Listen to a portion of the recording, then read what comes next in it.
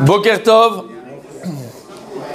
On a un très bel enseignement ce matin, écoutez bien. On est dans la Gemara d'Ombrachot, Kafret Daf, Kafret Amoudbet, 28b. Tanou Rabanan. Les Rabanan sont Tanou. Ils nous ont enseigné. Keshechala Rabbi Eliezer. Lorsque Rabbi Eliezer, il est tombé malade. Et ses jours étaient comptés.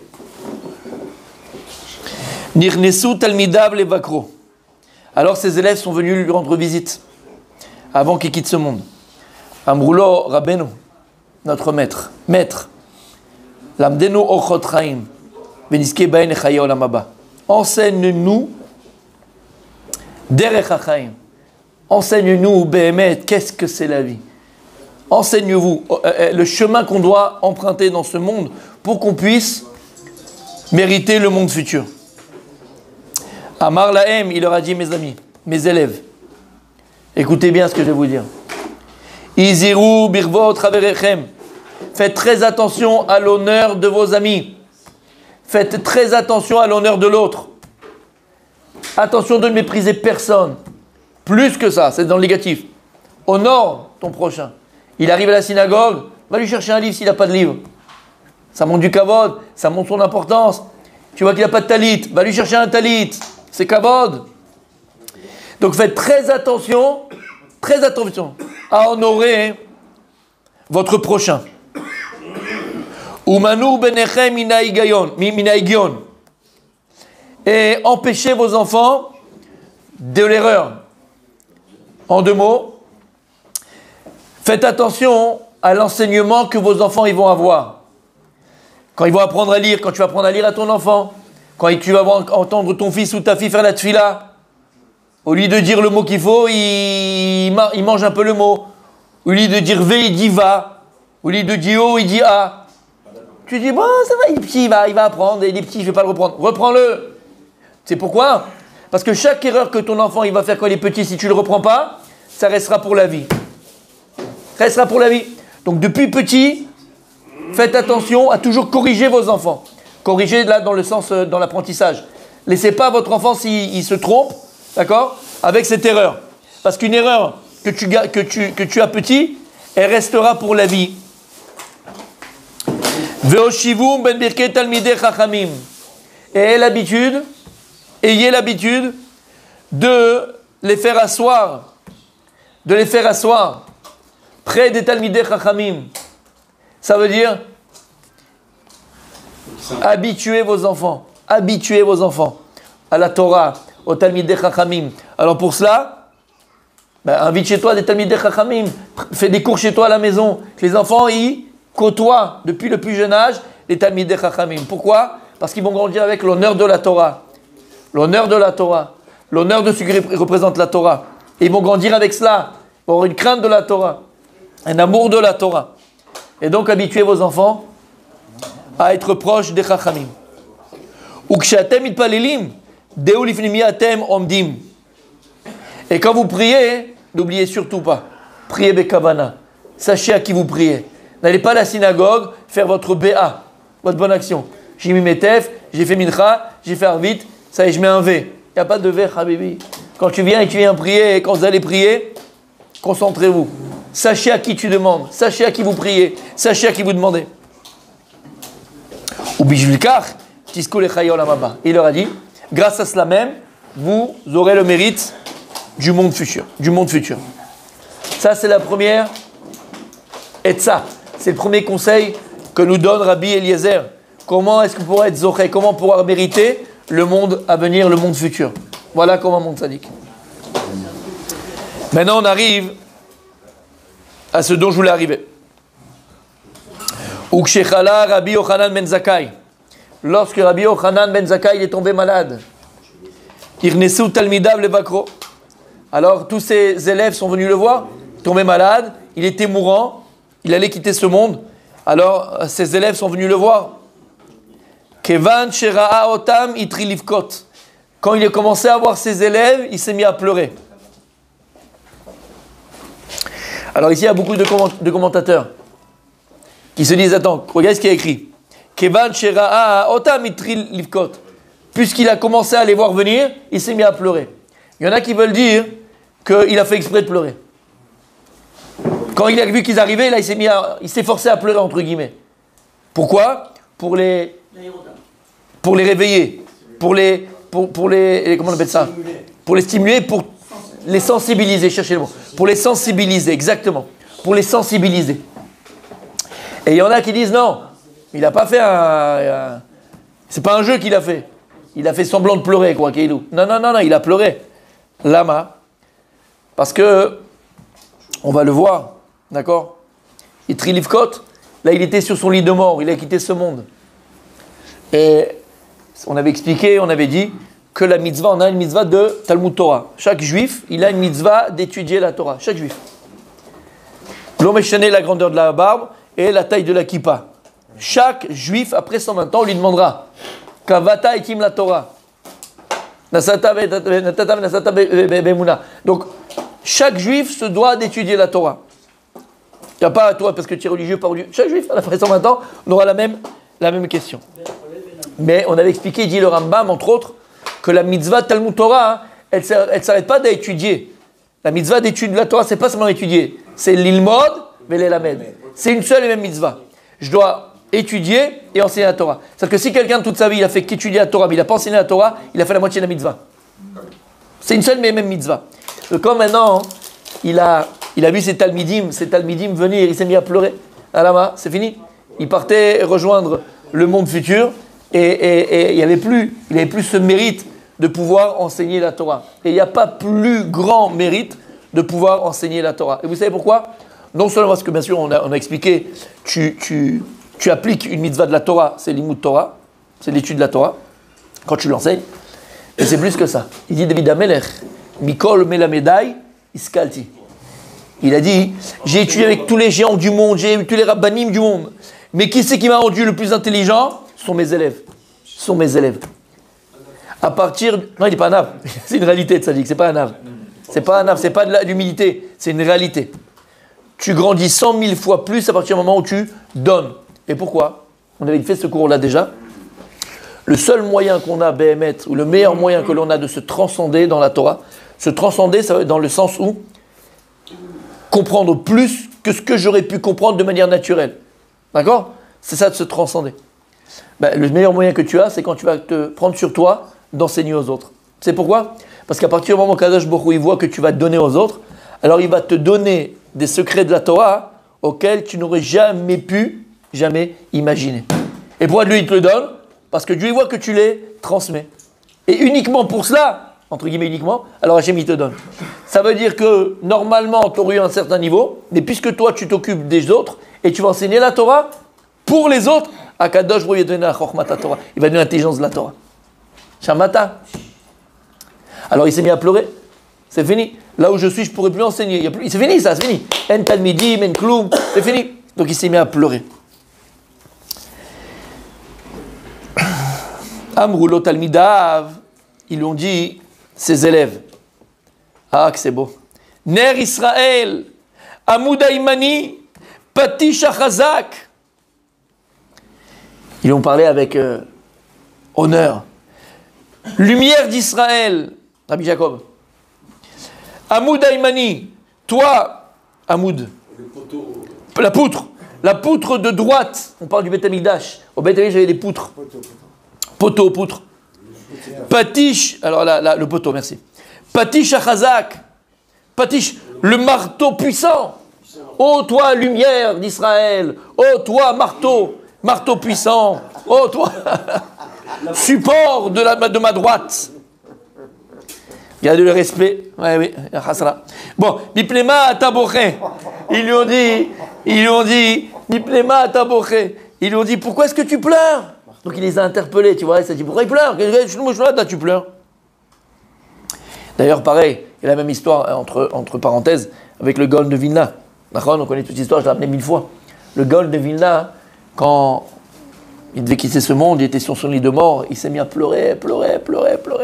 C'est Talmidim, ils ont dit, Rabbi, pourquoi tu pleures comme ça? Il ne pouvait pas s'arrêter, il pleurait. Quand il s'est calmé, il a pris ses tzitzit qui étaient sur lui, il les a embrassés. Il a dit, je quitte un monde où on pouvait acheter les mitzvot avec quelques petites pièces pour le monde futur où il n'y a plus de mitzvot. C'est fini, terminé. Comme tu es, tu resteras.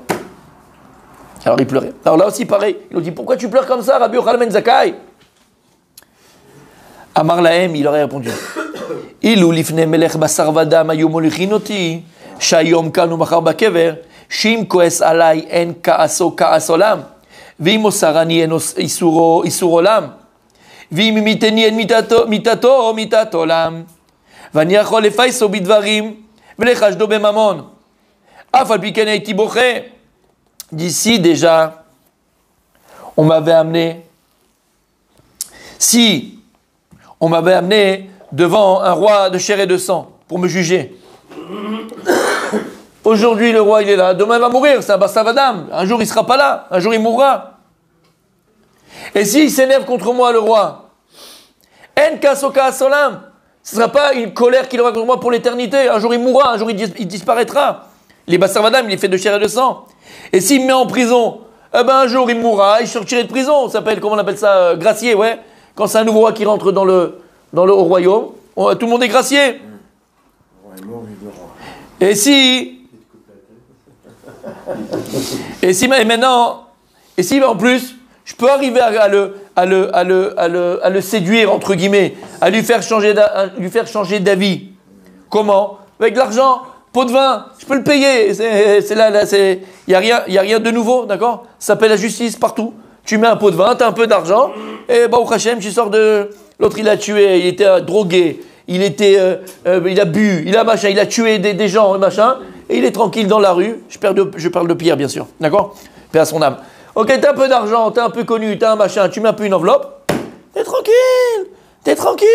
Et donc, si c'était devant un roi de chair et de sang devant qui je dois être jugé, avec un peu d'argent, ça va, c'est bon, je vais le calmer.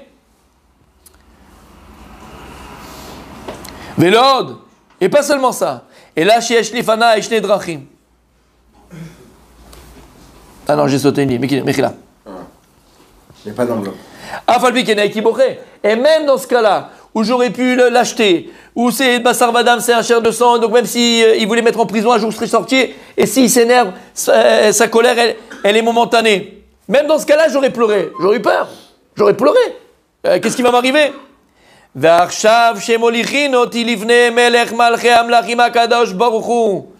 maintenant que je vais être devant le roi des rois, le maître du monde, Akadosh Baruch Hu, quand un homme il quitte ce monde, il est jugé.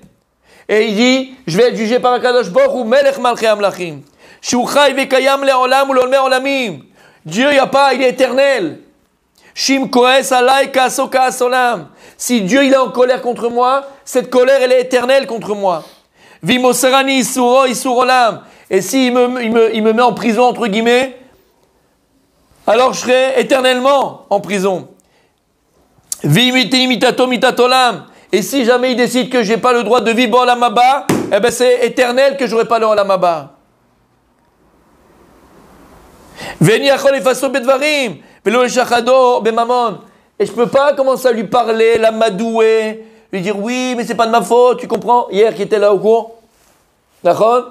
Les excuses, Mister Excuse. Je ne pourrais pas trouver des excuses. Ouais, mais c'était ma femme que tu m'as donnée, Hachem, tu comprends? Elle était tellement lourde. Tu sais, mon mari était tellement cavé, tellement radin. Et c'est toujours, toujours la faute de l'autre. Je ne pourrais pas trouver d'excuses dans la Kadosh Baruch Hu. Et même si je veux lui payer, Shochad, le corrompre, je ne peux pas le corrompre, on peut corrompre Dieu, Chaz v'shalom. Velohod, et là, sheyesh lefanai shne drachim, achat shel Gan Eden v'achat shel Geinam. Et en plus, devant moi maintenant, il va quitter ce monde, Rabbi Yochanan ben Zakkai. Il y a deux chemins. Un qui mène vers le monde futur, le Gan Eden, vers le Gan Eden, le jardin d'Éden. Et un autre vers l'enfer. Veni odea bezomo lichimoti. Et je ne sais pas dans quel chemin on va m'amener. Je ne sais pas. C'est de qui on parle? De qui on parle ici? Rabbi Yochanan ben Zakkai, Habibi. Il parlait aux palmiers, il parlait aux animaux. Et que lorsqu'il étudiait, avec Manon Souka dit que lorsqu'il étudiait Rabbi Yochanan ben Zakkai, il étudiait la Torah, chaque oiseau qui passait au-dessus de lui, il se brûlait. Il y avait un il y avait un feu. Spirituellement, on parle de tout ça. Il y avait un feu qui sortait de son étude. Et là, il est là, et il dit Vélo FK, et je ne vais pas pleurer. Alors comment c'est possible? On parle de... Amroulo, ils ont dit, les élèves qui ont entendu ça, t'imagines les élèves dans quel état ils sont? Rabbeinu, Barechenu, maître, bénis-nous. Amar Lahem. Et là, il leur a dit, c'est l'enseignement de toute une vie, elle est là. L'enseignement de toute une vie, elle est là. C'est là. Amar Lahem, il leur a dit, Yehi ratson shete mora shamayim alechem ke mora basar badam. La bracha que je vais vous faire, écoutez bien mes élèves. Que vous ayez aussi peur du regard des hommes que du regard de Dieu. Du regard de Dieu que du regard des hommes. Pardon. Que vous ayez aussi peur du regard de Dieu que du regard des hommes. Alors là, les élèves, ils attendaient une bracha, 3 dimensions à la Spielberg, un truc de fou. Il leur dit une phrase. Que vous ayez aussi peur du regard de Dieu que du regard des hommes. Alors ils ont dit les élèves, Amroulo Talmidav, Atkan. Ils ont dit, Rabbi, c'est ça la bracha que tu nous fais? On est venu, on veut une bracha, on veut un truc de folie, on va mettre un leitmotiv, après on peut le vendre. Après on fait Oumana Rosh Hashanah, on fait un truc quand même. On fait du business avec toi. Qui c'est qui ça fait peur à quelqu'un ça? On s'en fout. Oh, on veut un truc, on peut faire un business avec. Ok, t'as compris le message. On avance. Il aurait répondu à Amar Lahem, Alvaï, Alevaï, Alvaï, il aurait dit Alvaï que vous arriviez à appliquer ce que je viens de vous dire, que vous ayez aussi peur du regard de Dieu que du regard des hommes. T'es d'où? Parce que sachez, Kshe Adam over Avera, Omer, Shelo Yarini Adam. Parce que lorsqu'une personne elle transgresse la parole d'Hachem, fait une Avera, elle transgresse, la seule chose qu'elle dit, c'est oh, j'espère que je ne vais pas me faire attraper, j'espère que personne ne m'a vu. D'accord? C'est ça la plus grande bracha. Quand on fait des bêtises, quand on fait n'importe quoi, la seule chose dont on a peur, c'est qu'on ne se fasse pas démasquer. On arrive dans les parachiotes de Shemot, c'est les parachiotes de Yetziat Mitzrayim. Il a écrit que lorsqu'Akadosh Baruch Hu, il a dit à Moshe Rabbeinu, tu vas aller en Égypte, tu vas aller délivrer mon peuple, tu vas pas aller à Paro. Il a écrit comme ça, il dit le Midrash, c'est même ramené dans le Méamoloez, mais il dit le Midrash que Paro il se prenait pour Dieu. Paro il se prenait pour Dieu. Et une des choses, voilà, tu te rappelles? Et une des choses qui faisait pour se montrer comme Dieu, alors il disait qu'il n'a pas besoin d'aller faire ses besoins. Il n'a pas besoin de faire mes besoins. Alors comment il faisait Meshkin? Comment il faisait? Toute la journée, t'imagines, il mangeait une mlouchia, une kaila, une machin, ou d'accord, une petite... La journée, des fois, tu as envie d'extérieur. Bon, bref, t'as compris ce que je veux dire, sans image, ok? T'as envie d'aller aux toilettes, quoi. Ni les petits, ni les grands. Le mec, il allait mourir. Donc toute la journée, il se retenait pour faire le mytho que c'était, entre guillemets, une divinité, c'était un dieu. Akadosh Baruch Hu dit à Moshe Rabbeinu, regarde, tu vas aller voir très tôt le matin, parce qu'en secret, comme ça, quand tout le monde dort et tout, il passe par un endroit très spécial, il a tout un Indiana Jones avec les pièges et machin, ok? Et il va au pied du Nil, et là-bas, il fait ses besoins une fois par jour le matin, que personne ne le voit. Mais il prend tout un parcours du combattant. Et Akadosh Baruch Hu dit, va là-bas, tu vas là-bas, je vais te guider. Et comme on sait tous, donc Moshe Rabbeinu, il est parti, il va là-bas, et il rentre dans le parcours du combattant. Il y a un truc qui arrive comme ça, comme dans Indiana Jones. Tu connais le truc là, les flèches qui passent, la boule qui arrive, la grosse boule. À un moment donné, les serpents, les machins, les trucs. Bon, Akadosh Baruch Hu, il est là, tac, il lui fait. Et à chaque fois qu'il passe, il arrive, Paro, il est le matin comme ça, il dit tranquille, il fait chat. Après 24 heures qu'il n'en peut plus, le temps d'exploser. Il dit chat, maintenant je vais y aller, c'est bon, je vais me lâcher. Et là, derrière lui, quelqu'un qui lui frappe l'épaule. Personne ne peut être là. Et il se tourne, il va Moshe Rabbeinu. Avec le lion, le serpent, le machin. Il dit, comment t'es arrivé là, toi? C'est pas possible. Bon. Qu'est-ce qu'on avait dit? Maintenant, le problème, c'est quoi? Il a dit, regarde, attends-moi 2 secondes. Je vais aller 2 secondes. Attends, moi, j'arrive. Maintenant, Moshe Rabbeinu Mashkin, il était encore... Bégayé, ouais, bég. Bég, on dit en français? Bég, hein. Il était bég, il bégayait. Parce qu'il avait mangé le charbon, vous vous rappelez, il y a 3 ans. Alors, il lui dit, je suis censé, laisse-moi partir. D'accord? Laisse-moi partir. 2 secondes et demie. Et il lui fait comme ça, machin. Il va exploser, d'accord, Paro. Et bon, finalement, on connaît l'histoire, d'accord? Bref, il lui dit, pourquoi je dis ça? C'est quoi l'histoire? Écoute bien, c'est quoi l'histoire? Écoute bien, c'est quoi l'histoire? Écoute bien la fin. Bon, la fin, il a parlé, à la fin, il a explosé l'autre. Il a fait un... D'accord? Après une louchia. Ok, t'as compris? Il allait mourir, pardon. Il a écrit. Lorsqu'Hachem, il va dire, Moshe Rabbeinu, tu vas aller chez les Bnei Israël, et tu vas leur dire que voilà, j'ai décidé de vous faire sortir d'Égypte, vous allez sortir d'Égypte, je vais vous délivrer. Quand il revient il dit à Kadosh Baruch Hu, avant d'aller, il dit Moshe Rabbeinu à Kadosh Baruch Hu, il dit, comment tu veux que les Bnei Israël ils m'écoutent si Paro il m'a pas écouté? Comme ça c'est écrit dans la Torah. Comment tu veux que les Bnei Israël m'écoutent si Paro il m'a pas écouté? Et on dit que c'est un Kal Vachomer. On dit que c'est un premier Kal Vachomer de la Torah. Si déjà, alors, et tout le monde pose la question, ça c'est un Kal Vachomer? Kal Vachomer. J'apprends du plus Kal au plus Chamour. Le plus facile au plus difficile. Et il dit, si déjà Paro il m'a pas écouté, comment les Bnei Israël ils vont m'écouter? Le Kal, c'est les Bnei Israël, et le Chamour, c'est qui? C'est Paro. D'accord?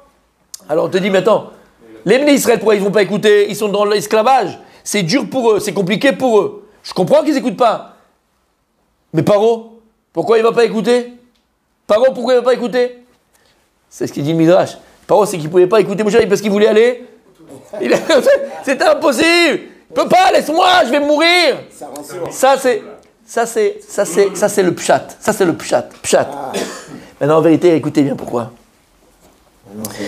Vous savez que le plus grand malaise qu'on peut connaître dans la vie, c'est quand on joue un jeu, quand on est des mythos, quand on fait semblant. Quelqu'un, par exemple, il fait semblant d'être quelqu'un de bien. Quelqu'un qui fait semblant d'être quelqu'un de bien, aux yeux des gens. Qu'il il est gentil, il est sympa, il est calme, il est généreux, il est machin. Mais en fait, c'est l'antithèse de ça. Mais pourquoi il fait ça? Pour se montrer bien aux yeux des gens. Paro, il veut se montrer comme un dieu. Mais ce mec-là, il n'a pas de vie.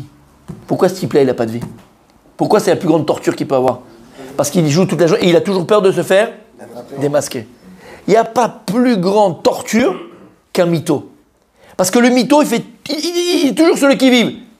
De ce qu'il fait, de ce qu'il dit, de comment il fait, comment il est. Lama, il a peur de se faire démasquer. C'est exactement ce qu'il dit Rabbi Yochanan ben Zakkai. Alvaï, qu'on ait aussi peur du regard de Dieu comme on a peur du regard des hommes. Alors qu'on devrait avoir beaucoup plus crainte du regard de Dieu que celui des hommes. Mais alvaï déjà qu'on ait exactement, d'accord, la même crainte. Comme on a peur, qu'est-ce qu'il va dire, qu'est-ce qu'il va penser? Le regard des autres.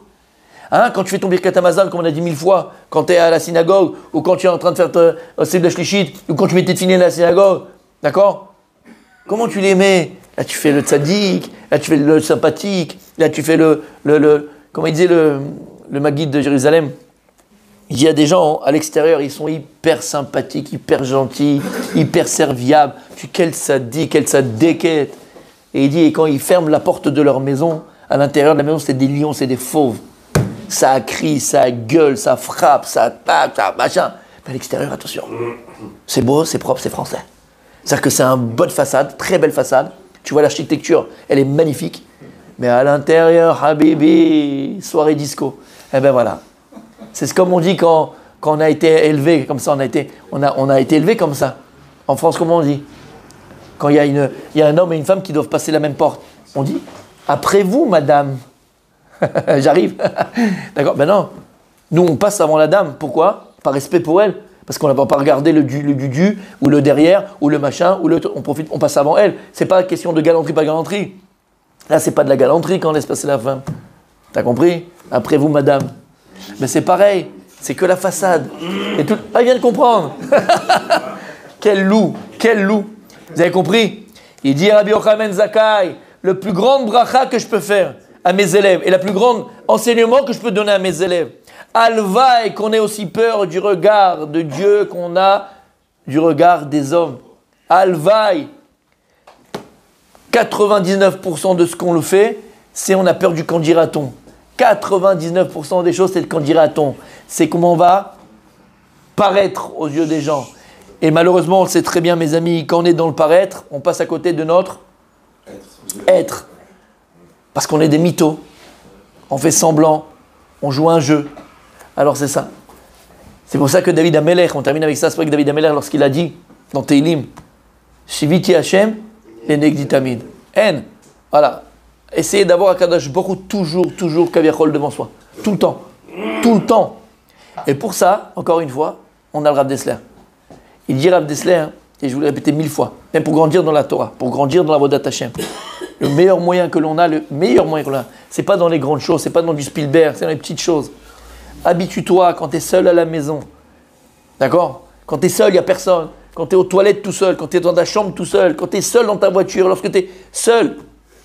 C'est qu'on a dit parle à Kadosh Baruch Hu, parle-lui. Que ce soit une médecine ou une réalité. Ce soit pas simplement. Pas dans les toilettes, ça dit que je parle dans la voiture. Non, mais même dans les toilettes, fais attention comment tu te comportes. Je disais. Non, rien compris, je crois. Pas dans les toilettes, Razvé Shalom. On ne parle pas dans les toilettes à Hachem. Je veux dire comment tu te comportes, même dans la douche. Même dans la douche. Le seul moment, c'est ce que je t'ai dit où tu penses. Tu parles pas, mais tu penses. T'as compris lequel moment? Allô? Tu penses, mais tu parles pas, tu penses. Seul moment. T'as compris? Vous avez compris? Donc Alvaï.